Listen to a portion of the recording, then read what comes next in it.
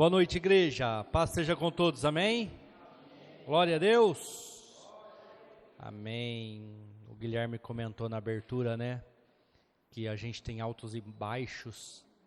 E é normal, é assim mesmo. As nossas vidas, não é todo dia que nós estamos bem, não é todo dia que nós estamos como animados, querendo conquistar. Mas eu quero dar uma palavra para vocês, para esses dias ruins: persistência. É nessas horas que nós precisamos persistir. É nessas horas que nós temos que pensar 10 vezes antes de fazer algo. É nessas horas que nós temos que refletir sobre qualquer decisão. Porque é nessas horas que muitas vezes a gente toma as iniciativas erradas e que depois não vai te dar condições de voltar atrás. Eu vou exemplificar isso para vocês com uma história bíblica. Há estudiosos que dizem que Judas Iscariotes não queria trair Jesus. Há estudiosos que dizem que Judas Iscariotes, ele foi lá e denunciou Jesus Cristo para que ele se manifestasse como um grande líder de guerra e guerreasse e tomasse de volta Israel, que naquele tempo de Jesus era totalmente dominado por Roma. Era totalmente dominado pelo Império Romano naquela época. Só que, o que aconteceu? Jesus não veio para guerrear, na verdade ele veio para se entregar. E Judas Iscariotes conseguiu voltar atrás? Ele tentou? Sim ou não? Sim. O que ele fez? Ele pegou as moedas, as 30 moedas de prata, voltou lá em quem pagou para ele denunciar Jesus, tentou devolver. E aqueles sacerdotes disseram: não, nós não podemos receber essas moedas, porque essas moedas é o preço da tua traição, é preço de sangue. Nós não podemos receber isso na igreja de volta. Na igreja não, né? Na época lá onde os sacerdotes ficavam. E então ele joga as moedas, a Bíblia fala que ele joga as moedas para dentro daquele tabernáculo lá, daquela congregação, vai e se enforca, tira a própria vida. E aí a Bíblia conta que aquelas moedas foram usadas para comprar um cemitério. E se você lê no Antigo Testamento, a Bíblia fala que o preço que foi pago pela traição do Messias seria usado para comprar um campo para enterrar mortos, para cemitério. Igreja, nos momentos que nós estamos nos nossos momentos de baixa, nossos momentos de baixa autoestima, onde nós não estamos bem conosco mesmo, com a sociedade e tal, é nessas horas que você precisa persistir na igreja, na presença do Senhor e principalmente em não errar. Porque é nessas horas que muitas vezes nós tomamos as atitudes erradas das nossas vidas. Amém? Glória a Deus. Abra comigo lá a sua Bíblia em Hebreus, capítulo 10, verso de número 25. Hebreus, capítulo 10, verso de número 25.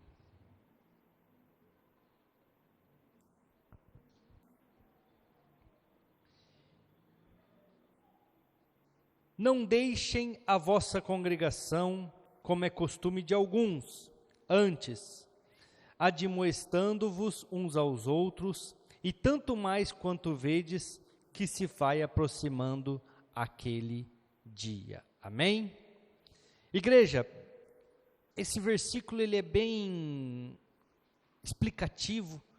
Ele fala assim, não deixe a igreja, como alguns têm feito, como é costume de algumas pessoas, ainda mais que está chegando aquele dia. Que dia que é esse, igreja? É o dia da volta do Senhor. Ah, pastor, mas está sendo pregado há tanto tempo que Jesus está voltando e ele não voltou ainda. Não acredito que ele volte dentro de 30, 40 anos ainda. Eu não penso assim, eu penso que ele volta com bem menos tempo. Mas igreja, a qualquer momento nós podemos ir até Cristo, sim ou não? Eu não sei amanhã. Eu vou deitar hoje para dormir. Bom, eu não sei nem se eu chego em casa para deitar e dormir. Porque pode acontecer um acidente. Aqueles 62 que estavam no avião lá, o que aconteceu para eles? Cristo voltou para muitos deles. Muitos deles, para muitos daqueles homens e mulheres e crianças e jovens que estavam naquele voo, Cristo voltou para eles. Uns para salvação, outros para condenação. Então aqui o escritor de Hebreus, que nós não sabemos quem é com clareza, ele fala assim: gente, pelo amor de Deus, está chegando o dia, está chegando o momento, e muitos têm deixado a igreja, muitos têm deixado a congregação. Vocês têm que um chamar a atenção do outro para que isso não aconteça, porque esse dia vai chegar. E se você ler lá nos livros, nos evangelhos, você vai ver que Jesus fala assim: vai ser como um ladrão na noite. Você sabe que dia que o ladrão vem? Não, mas de repente ele aparece. Porque se você soubesse o dia que ele iria vir, o que você faria? Se prepararia, sim ou não? Você estaria esperando ele, mas você não sabe. Por que aquelas 5 virgens, chamadas de loucas, imprudentes na Bíblia, não conseguiram entrar na festa da boda do Cordeiro? Porque elas não sabiam que hora que o noivo ia chegar. E o que aconteceu? Dormiram. E o que aconteceu? Acabou o azeite. Elas não estavam preparadas. Igreja, e uma das promessas que eu quero falar hoje tem a ver com a igreja. É a promessa da salvação, onde Jesus fala que ele vem buscar a sua noiva. Ele vem buscar a sua igreja. E se nós não estivermos na igreja, eu sou a igreja, como eu já ouvi várias pessoas falando isso. Eu posso estar na minha casa porque eu sou a igreja. Eu sempre uso um termo simples: se você não consegue se reunir com outros irmãos e ter comunhão, esquece que você vai ser salvo, porque lá no céu vai ser uma grande reunião. A Bíblia fala uma grande festa. Mas você não quer estar no meio da festa? Igreja, Jesus está voltando e a promessa dele é: eu venho buscar a minha igreja, eu venho buscar a minha noiva. Mas muitos têm deixado a congregação, muitos têm deixado Jesus Cristo. Eu sempre cito aqui, sou enfático em falar isso, até repetitivo, porque eu sempre estou batendo nesta tecla. Nesses últimos tempos, as pessoas arrumam desculpa para tudo para não estar na igreja. Elas ficam felizes quando alguém convida elas para uma festa, para um churrasco, no dia do culto, no domingo que tem culto, porque daí elas têm a desculpa: eu não vim, porque eu fui no churrasco. Eu fico triste, porque eu não vou poder ir no churrasco. E eu gosto de comer carne, hein? Tomar uma coquinha. Eu fico triste, porque eu falo: cara, nesse horário eu não posso, eu não consigo estar lá. Vamos ler o que fala em Apocalipse 19, versos 7 ao 10. Apocalipse 19, do 7 ao 10. regozijemo-nos e alegremo-nos e demo-lhes glória, porque vindas são as bodas do Cordeiro, e já a sua esposa se aprontou. E foi-lhe dado que se vestisse de linho fino e puro e resplandecente, porque o linho fino são as justiças dos santos. E disse-me: escreve, bem-aventurados aqueles que são chamados à ceia das bodas do Cordeiro.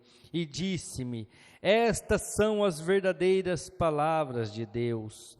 E eu lancei-me aos seus pés para o adorar, mas ele disse-me: olha, não faça tal, sou teu conservo de teus irmãos, que têm o testemunho de Jesus.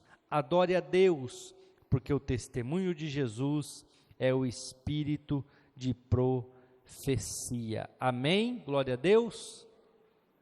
Igreja,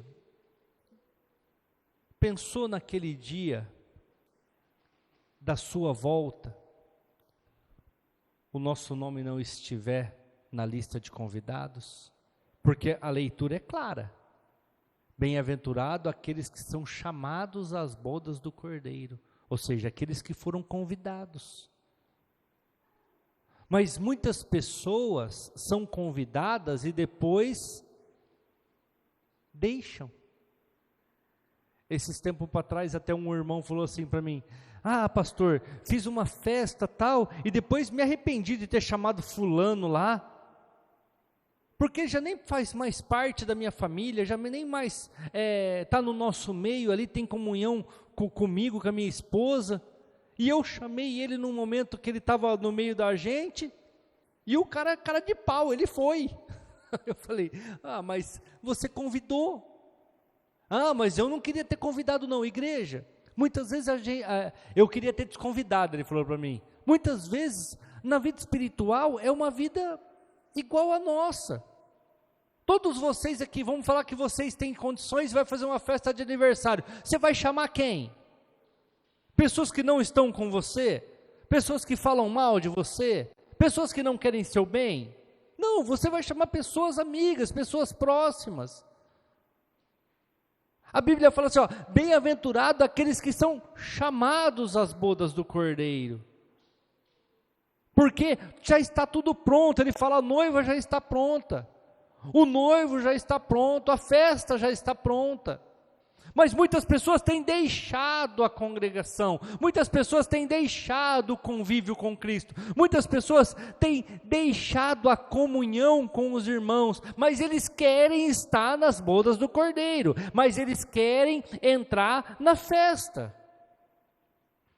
É por isso que existe um versículo que diz assim: muitos são chamados, mas poucos os escolhidos. Eu tenho chamado todos, mas escolhido a poucos. Eu chamo todos porque eu quero, a minha vontade, conforme a Bíblia mesmo diz, é que todos alcancem a salvação. Mas poucos têm sido escolhidos. Por quê? Porque deixam a congregação, porque abandonam o Evangelho. Vou usar até de novo o Guilherme, tem os altos e baixos, e nessas horas desanima, coloca a culpa das consequências de muitas vezes dos seus erros na igreja, em Jesus, das suas escolhas erradas, e aí vão se afastando, vão deixando Jesus Cristo. Igreja, isso é tão sério, e isso acontece com tanta frequência, que eu quero ler com vocês alguns versículos. Está lá no Evangelho de João. Volte um pouquinho a sua Bíblia, em João capítulo 21.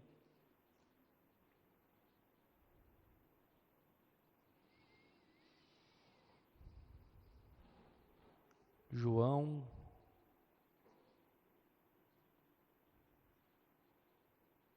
capítulo 21, nós vamos ler o 3 e o 4. Disse-lhes Simão Pedro: vou pescar. Disseram-lhe eles: nós também vamos contigo. Foram, subiram logo para o barco, e naquela noite nada apanharam. E sendo já manhã, Jesus se apresentou na praia, mas os discípulos não o quê? Não reconheceram. Sabe por quê? Porque já fazia alguns dias que Jesus não se manifestava para eles.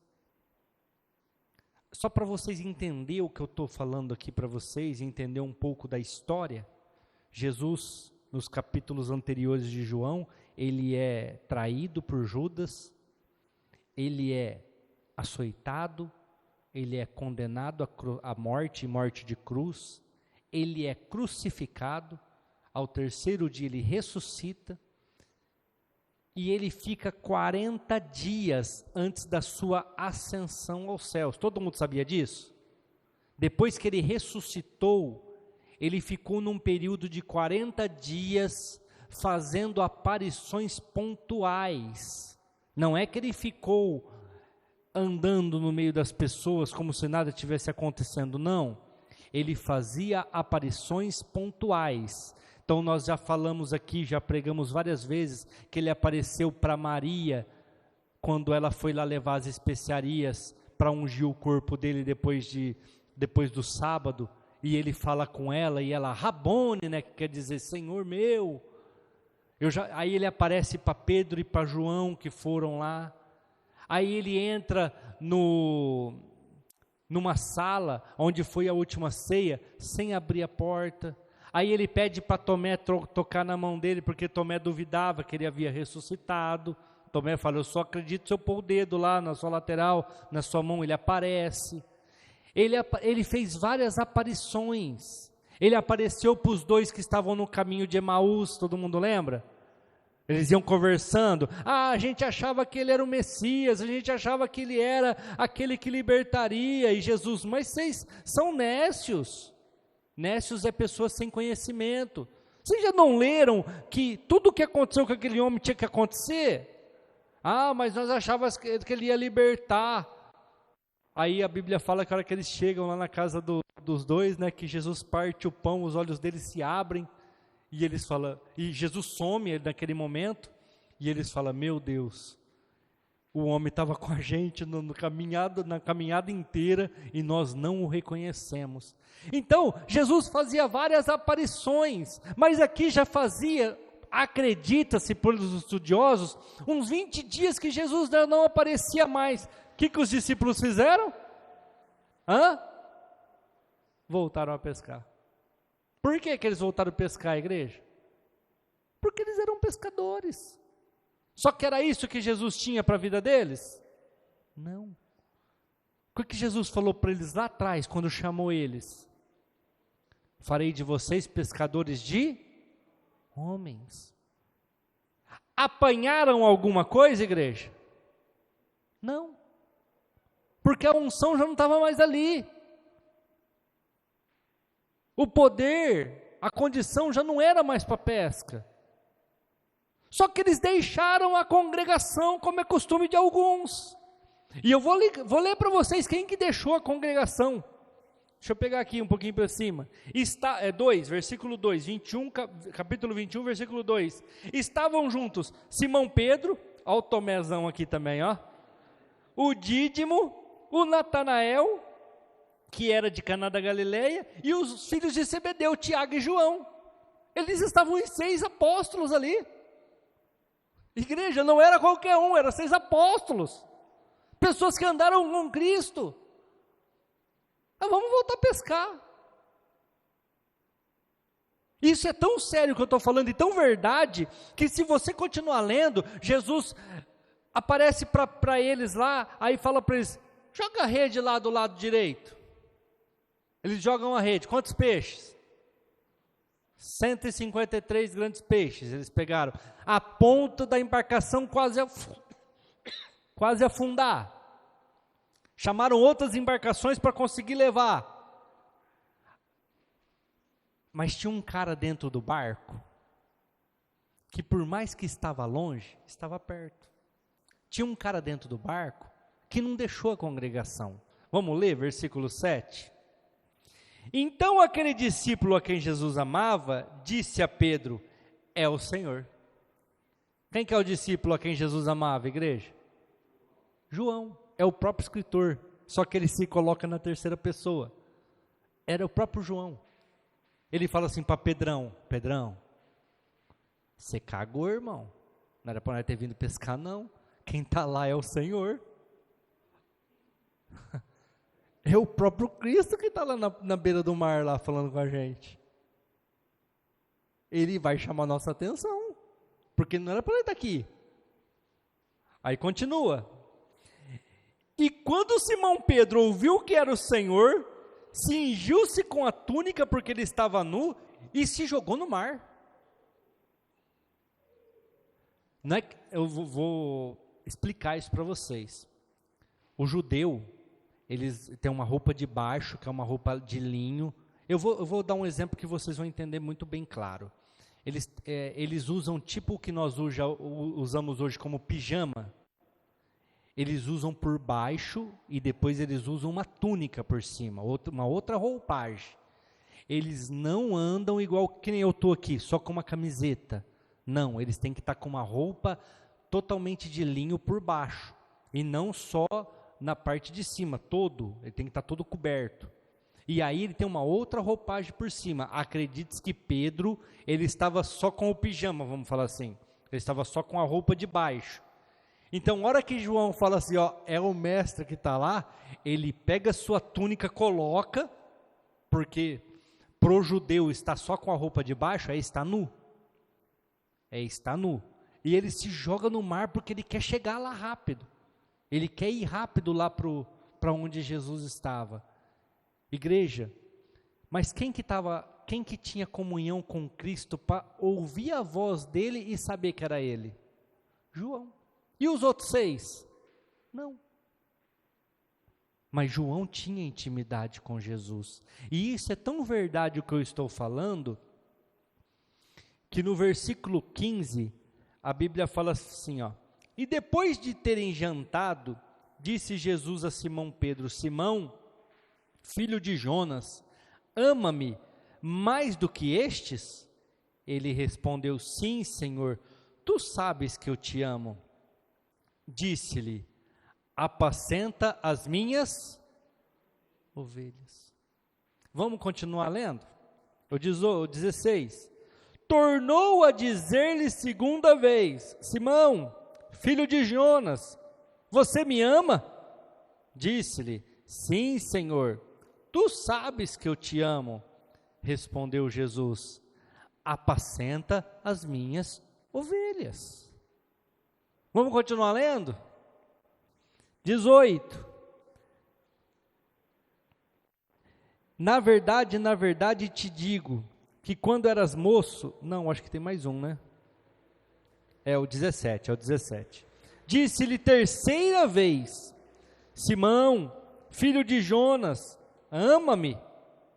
Simão entristeceu-lhe, porque ele falou 3 vezes, ama-me, e disse-lhe, Senhor, tu sabes tudo, tu sabes que eu te amo. Jesus lhe disse, apacenta as minhas ovelhas. Eu vou explicar para vocês de uma forma bem clara o que aconteceu aqui e o que fez com que Pedro chorasse, que ele ficasse tão triste de Jesus ter falado 3 vezes para ele, feito a mesma pergunta por 3 vezes. Ô Pedrão, a tua boca diz que me ama. E prestem atenção que muitos fazem isso, viu? A tua boca fala que me ama. Só que onde você estava? O que você estava fazendo? Ou seja, a tua atitude não demonstra isso. Porque você fala que me ama, aceitou o meu chamado, e o meu chamado é para que você seja pescador de homens. Ou seja, para que você apacente as minhas ovelhas. Onde você estava, Pedro? Onde ele estava, igreja? Pescando. Muitos de nós somos assim. amamos Jesus, levantamos as mãos, damos glória a Deus e queremos a salvação, queremos esta promessa de salvação.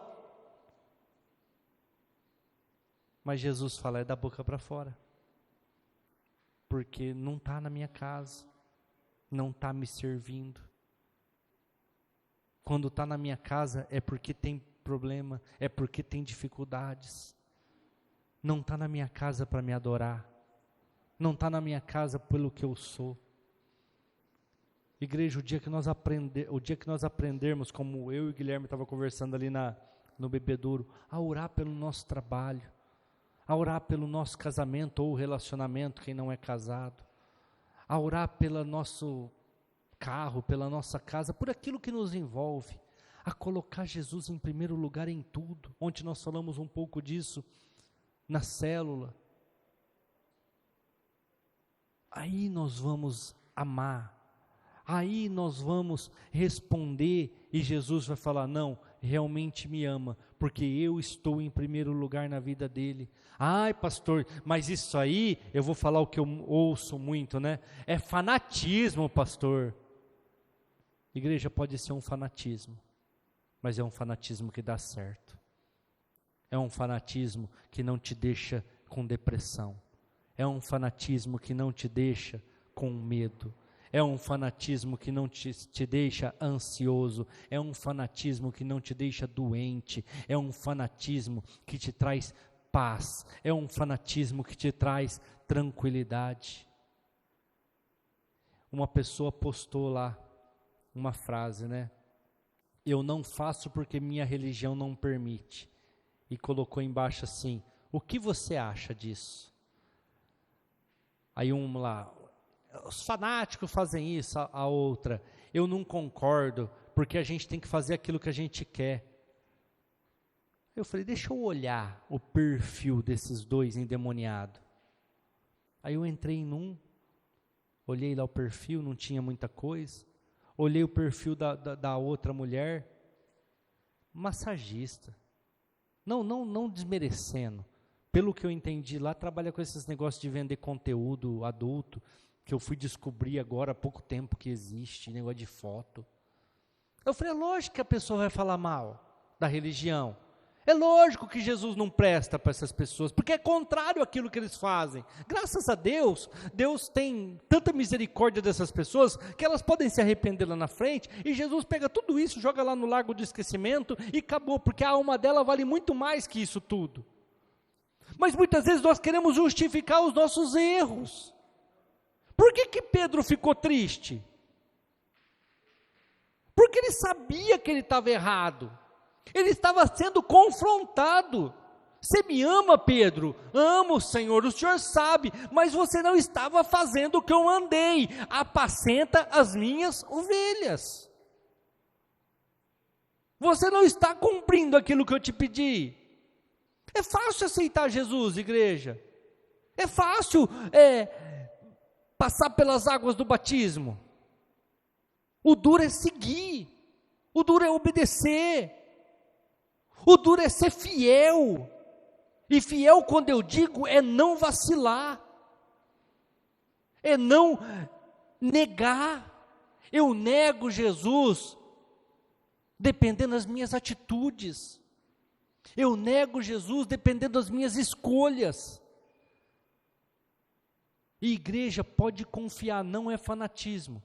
Quando você olha para o alto, ou ora antes de tomar uma decisão errada, que você sabe que é errado, porque dentro de cada um de nós existe algo chamado Espírito, que fala no nosso coração que nós estamos agindo de forma errada.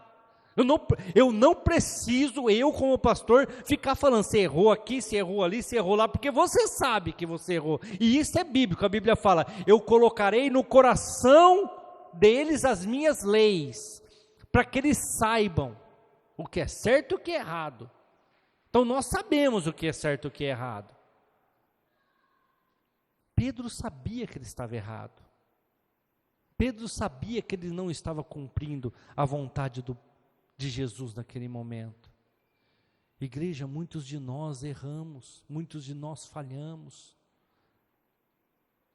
Como eu disse ontem na célula, quando vai atrás de outras religiões, de outros deuses, quando vai atrás de idolatria, quando vai atrás de curandeiras, Jesus pode operar, Jesus pode fazer, basta você confiar, basta você estar firme na presença do Senhor. E como que tem que ser isso, igreja? Abra comigo de novo lá, nos evangelhos, no evangelho de Lucas, capítulo 24. Lucas 24, 49.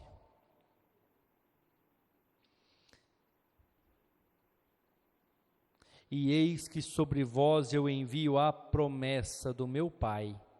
Ficai, porém, na cidade de Jerusalém, até que do alto sejais revestidos.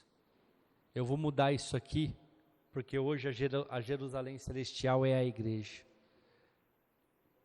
Jesus está dizendo para mim e para você nesta noite, fique na igreja, fique firme na tua congregação, até que do alto você seja levado, até que para o alto você seja levado. Não deixe a tua congregação. Vou ler mais um texto para vocês verem como isso é sério. Eu li para vocês João capítulo 21, onde Jesus está falando com Pedro. O próximo livro, já começando Atos capítulo 1, versículo 4 e 5, olha o que Jesus, é uma aparição de Jesus aqui, o que Jesus fala para aqueles discípulos que estavam lá pescando. E que agora Jesus foi lá e falou, vocês têm que apacentar as ovelhas. Olha o que Jesus fala para aqueles discípulos lá, capítulo 1 de Atos, versículo 4 e 5. E estando com eles, determinou-lhes que não se ausentassem de Jerusalém, mas que esperassem a promessa do Pai. Jesus fala assim, não sai da igreja, não sai, porque a qualquer momento, ou vocês vão morrer, ou eu vou voltar para buscar a noiva.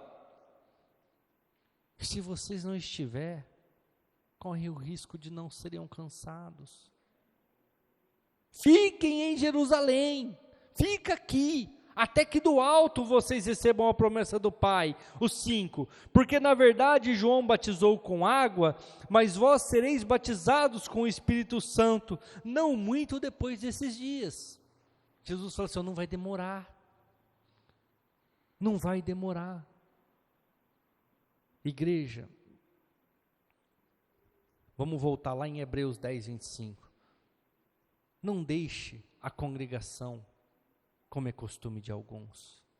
Antes, admoestando-vos uns aos outros, ainda mais porque está chegando aquele dia.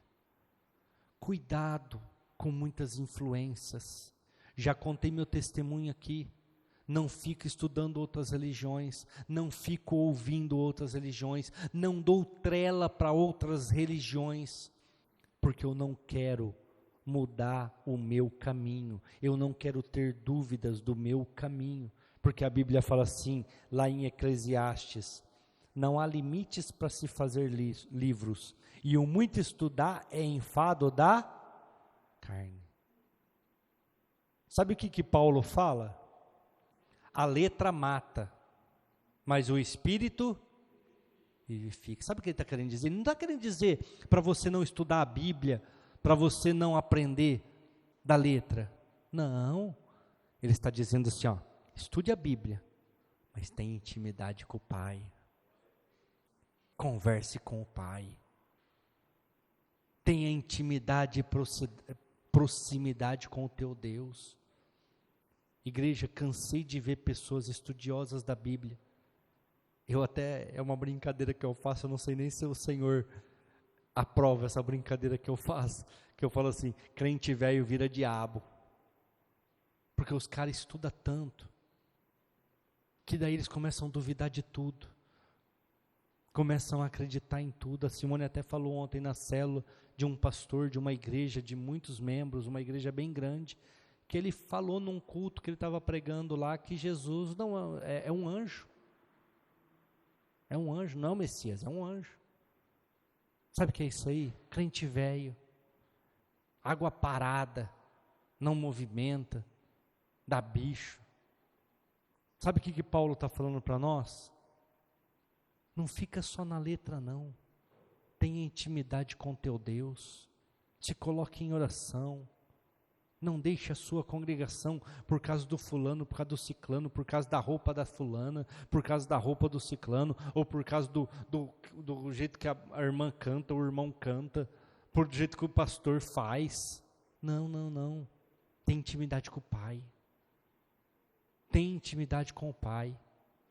Temos altos e baixos, temos momentos de crise, todos temos, mas é nesses momentos que nós temos que provar para Deus, com atitudes, que nós somos dignos de estar naquela festa do Cordeiro, que está falando lá em Atos capítulo 19, é nessas horas que nós temos que provar para Jesus, eu estou com o convite, e eu não abro mão do convite, eu estou com o convite, e eu não vou deixar de estar nessa festa, por causa de uma vontade, de um desejo, de uma emoção, por causa de uma situação, ou por causa de um mal entendido.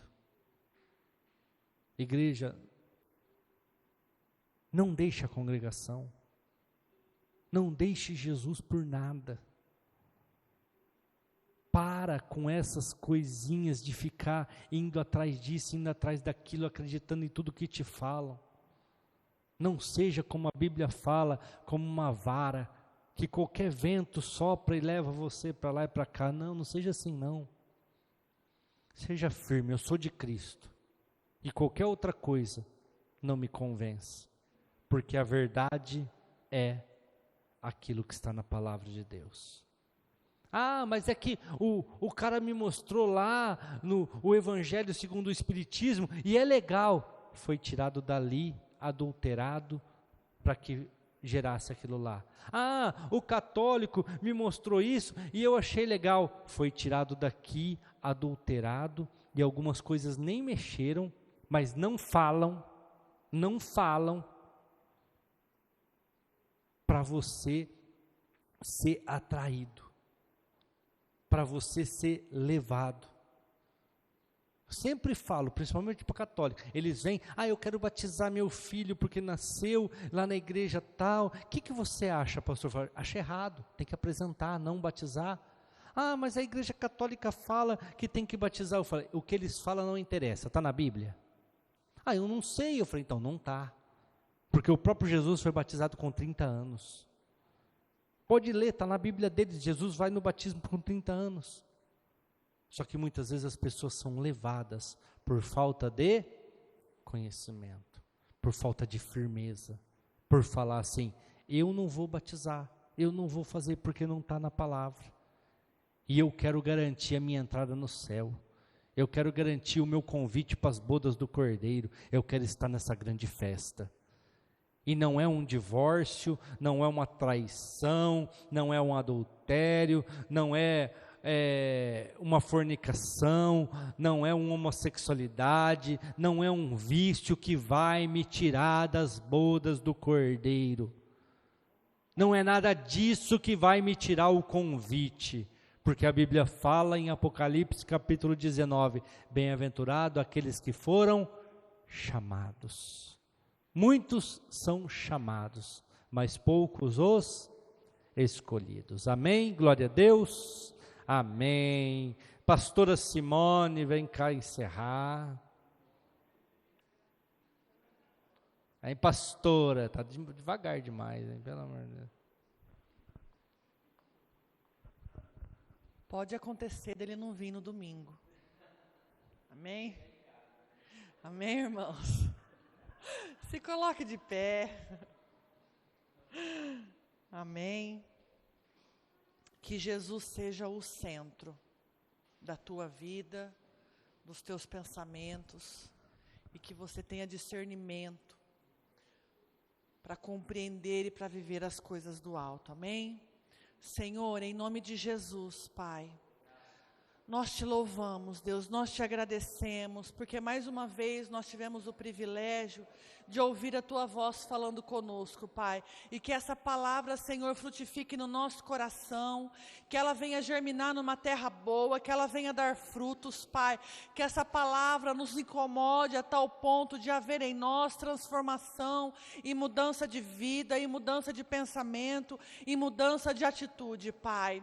Em nome de Jesus, que o Senhor continue sendo o centro da nossa vida, Pai, que haja em nós firmeza, Senhor, que haja em nós o desejo ardente de estar contigo, Pai. Em nome de Jesus, leva o teu povo em paz, nos dê um resto de semana abençoado, Pai, e que tudo coopere para o teu bem. Em nome de Jesus. Amém. Glória a Deus.